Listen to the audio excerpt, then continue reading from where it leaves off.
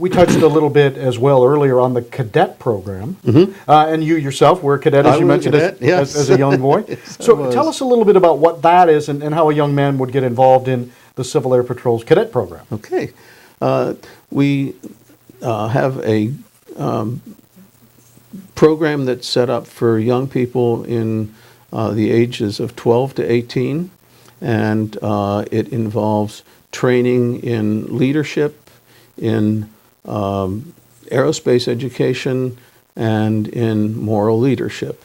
And it's set up on a pseudo-military basis, and as the cadets gain experience in those fields, they can move up in promotion.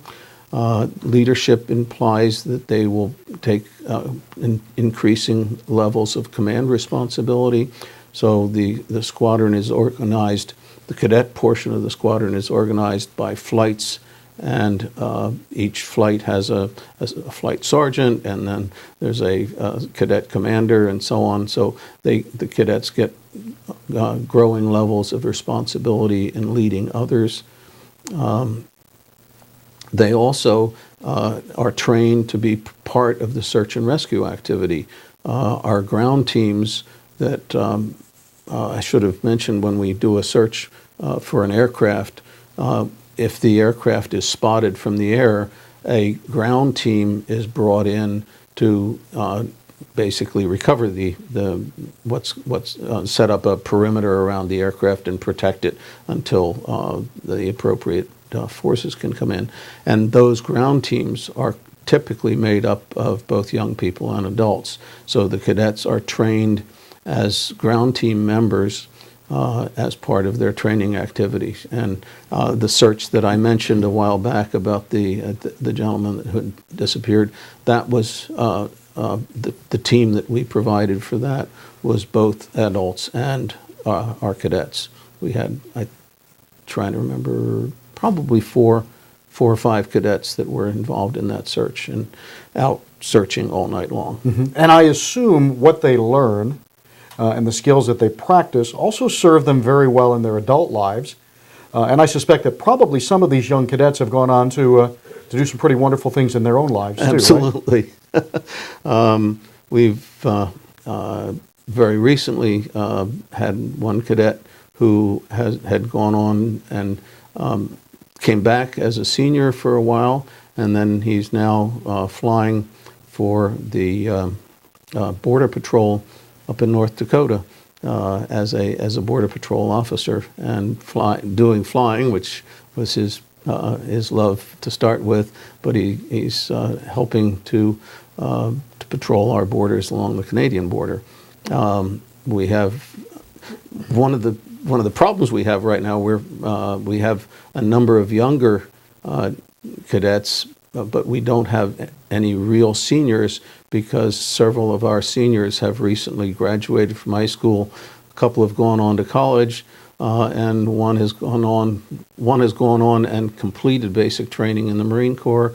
Another is waiting to go into the Air Force to have basic training. So we're right now looking for additional members. Looking for a few good cadets, right? Yeah, exactly. Exactly. What qualifications and requirements do I have to meet if I wanted to be a cadet in the Civil Air Patrol? Just have to be over 12 years old and have an interest and a willingness to get involved in what I think is a good community organization that provides a community service and can provide some very valuable leadership training, also exposes you to aircraft, and if you have an interest in flying, one of the things that we provide for our cadets is some orientation flying. Almost all of the squadrons either have an airplane or have access to an airplane. Maryland Wing has 15 airplanes assigned to it. We in Wicomico Squadron share an airplane with the Eastern Squadron, so we have an airplane here on the Eastern Shore. And as cadets progress in their leadership and their command responsibilities, they also become eligible to go on orientation flights. And the orientation flights are, yeah, they're sightseeing, but they're also semi-training flights in that they're introduced to how the airplane operates, how the instruments work. They get some practice in aerial navigation. And we also have a cadet solo program. I mentioned earlier that I got a scholarship. We now have a formal cadet flight training program where cadets each year we have a 2-week program. No, I guess it's 1 week. Well, whatever. A program where cadets are trained to fly aircraft, and by and large, at the end of the training period, they do get to solo the airplane. In this age of video games, when it's very easy to sit in front of a TV Yeah. and fly an airplane, do you still have a lot of interest in kids wanting to come out, young kids We do. wanting to come out and be involved We do. in the Civil Air Patrol? Yes, indeed. Flying an airplane, watching on a TV screen, using one of the video type presentations is good training, but it's not. You don't get to do any sightseeing that way. So we combine both. We give them the thrill of really being in the air, Sure. and at the same time, and on the cadet orientation flights, they do get an opportunity to take control of the airplane, and they can make it fly around.